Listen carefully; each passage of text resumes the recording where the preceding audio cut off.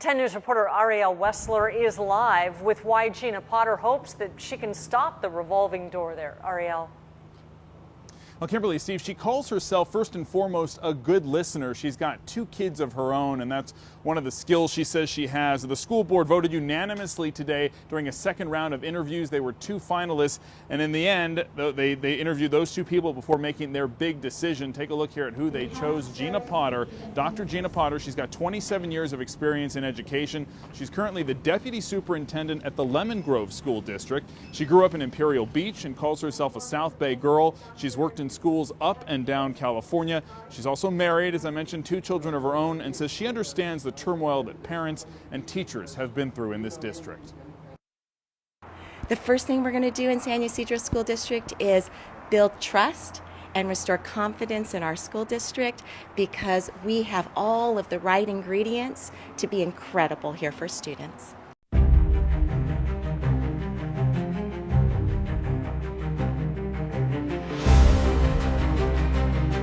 I heard a few comments this evening about the safety incident that did occur at one of our preschools.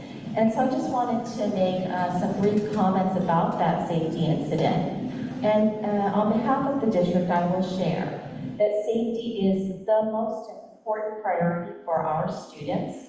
And upon notification of the parent concern, the district immediately placed the individual on administrative leave pending an investigation.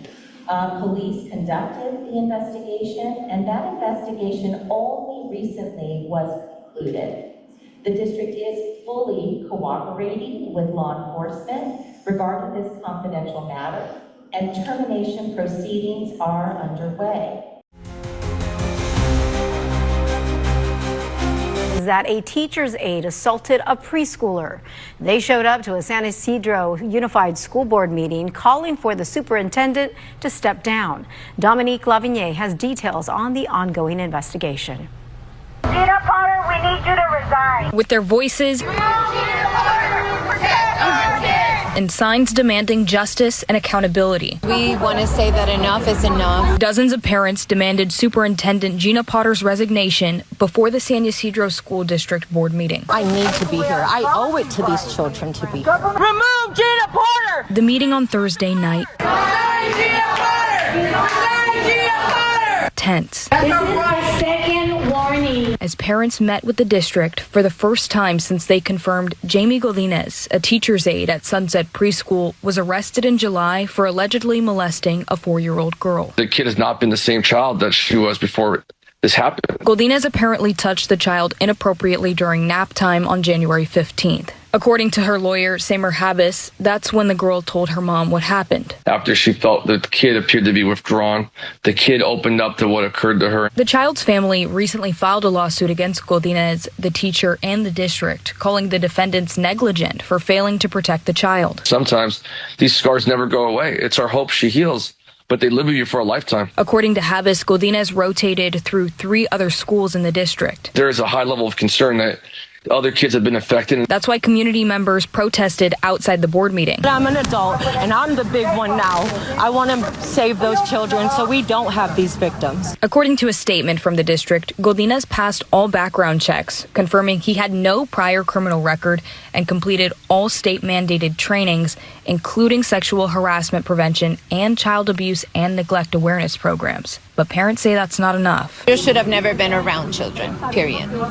And for the superintendent to cover up is just not acceptable. Protesters claim the district fails to transparently share information about the incident with families. When you shine the light on this kind of stuff, this is how it disappears. The district previously said termination proceedings were ongoing, and they confirmed at the end of the meeting on Thursday night the district did fire Godinez. My little one is 4, and by no means do I want him to go through anything of what has happened recently.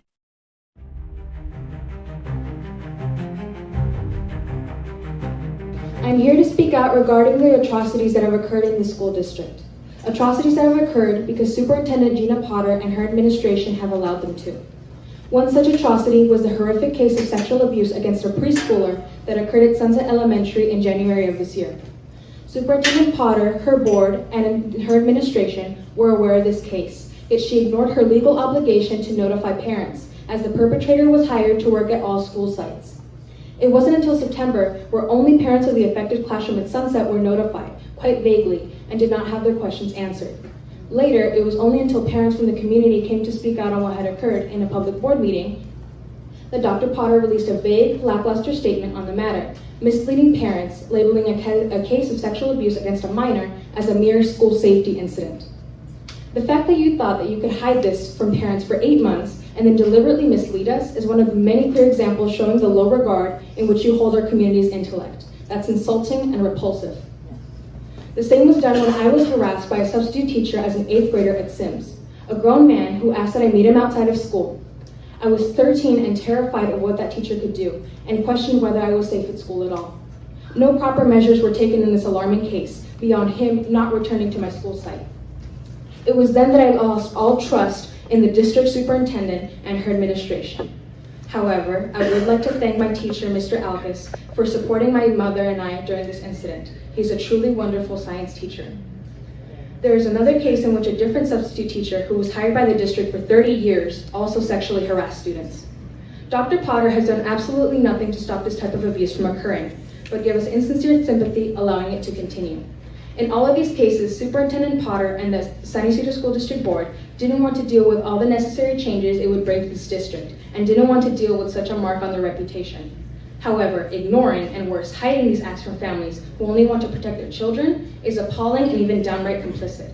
How could you possibly find it morally acceptable on your conscience to hide the abuse of children happening on your campuses, especially considering some of you are parents yourselves?